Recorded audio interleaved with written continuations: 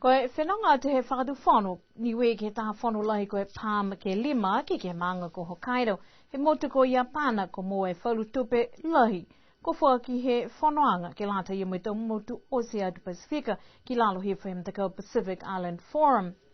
Pe he matua palimia he motu ko lilifu ko toke tā langi, koe tau tupe whaki hako kisia ke whanuanga, moe tau mta kau whaki tupe tau masa ke lea moe tau le kua, Moa he te motu kiki atu Pasifika hako e te hiki anga he matangi. Ngā honi ko mai te koe tangata mai he tau he company i Japan. Langa kina mai hako i tau whanoanga he Palm he tau e ko maori ne whano i au me te toki ki ei. Koe ringa koe $5 million tupe Amerika ne ko fuaki mai ei. Ke longa tau e ki e mena ne whakahingoa koe whakaririwanga he vai tohi ke he vai inu.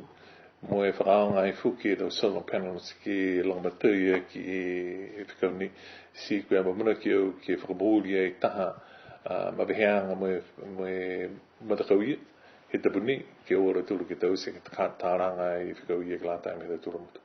Koe whai tapunei hohoko mai ua e mtakau mai i apane ke kumikumi koe tau ngahua whewhi ko mai ki tau se ke mai ki tohi halaua a tau palana whakangahua.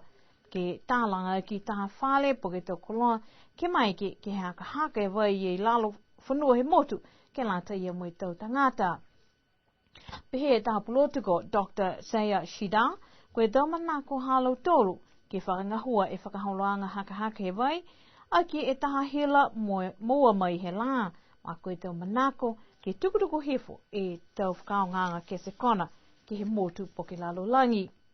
Koe tau tupe kua whuaki mai he whanoanga ke lata mo tau motu i kiki, ko e taki $5 miliona, porque mole e $5 miliona Amerika ke he taha e motu.